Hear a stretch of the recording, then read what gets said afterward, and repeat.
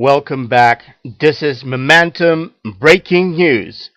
Former President Barack Obama called President Donald Trump's decision to scrap a program that protects the deportation of almost 800,000 young men and women who were brought into the United States illegally as children wrong, self-defeating, and cruel. Obama created the Deferred Action for Childhood Arrivals DACA program when he bypassed Congress and signed an executive order in 2012. The intent of the program was to give the so-called Dreamers a legal path to stay in the United States.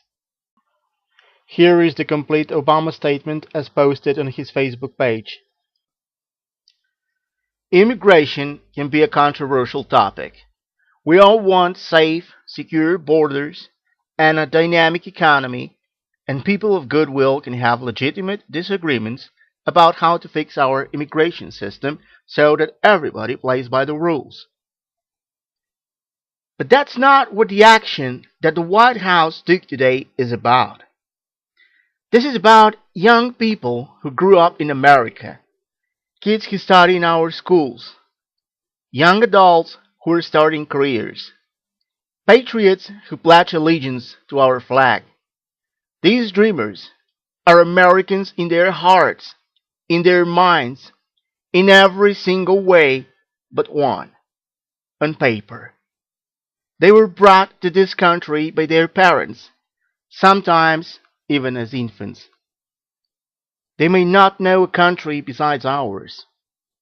They may not even know a language besides English.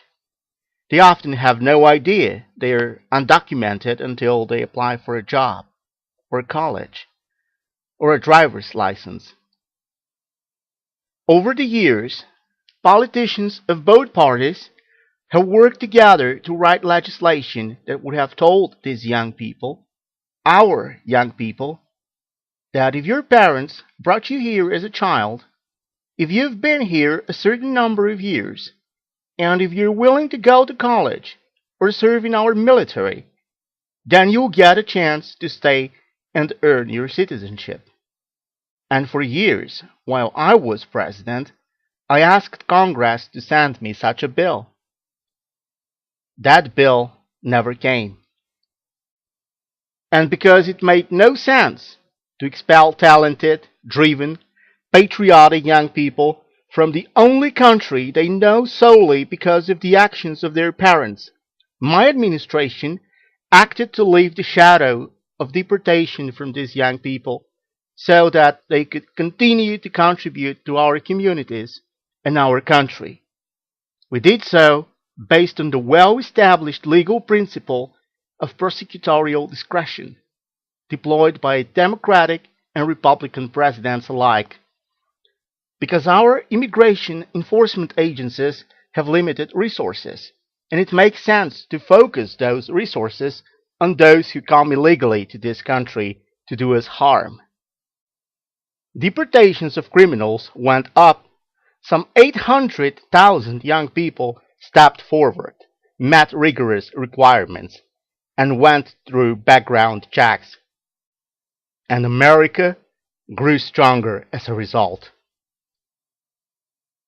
But today, that shadow has been cast over some of our best and brightest young people once again. To target these young people is wrong, because they have done nothing wrong. It is self-defeating, because they want to start new businesses, staff our labs, serve in our military, and otherwise contribute to the country we love. And it is cruel. What if our kid's science teacher or our friendly neighbor turns out to be a dreamer? Where are we supposed to send her?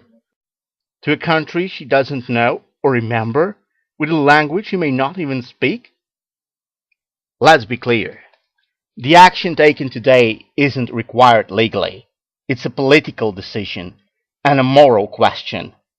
Whatever concerns or complaints Americans may have about immigration in general, we shouldn't threaten the future of this group of young people who are here through no fault of their own, who pose no threat, who are not taking away anything from the rest of us. They are that pitcher on our kids' softball team, that first responder who helps out his community after a disaster, that cadet in ROTC who wants nothing more than to wear the uniform of the country that gave him a chance. Kicking them out won't lower the unemployment rate or lighten anyone's taxes or raise anybody's wages. It is precisely because this action is contrary to our spirit and to common sense that business leaders, faith leaders, economists, and Americans of all political stripes called on the administration not to do what it did today. And now that the White House has shifted its responsibility for these young people to Congress, it's up to members of Congress to protect these young people and our future.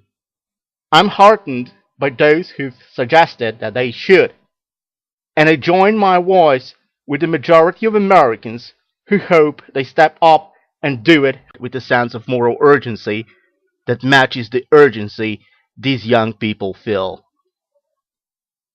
Ultimately, this is about basic decency. This is about whether we are a people who kick hopeful young strivers out of America or whether we treat them the way we'd want our own kids to be treated. It's about who we are as a people and who we want to be. What makes us American is not a question of what we look like, or where our names come from, or the way we pray. What makes us American is our fidelity to a set of ideals. That all of us are created equal, that all of us deserve the chance to make of our lives what we will, that all of us share an obligation to stand up, speak out, and secure our most cherished values for the next generation. That's how America has traveled this far. That's how, if we keep at it, we will ultimately reach that more perfect union.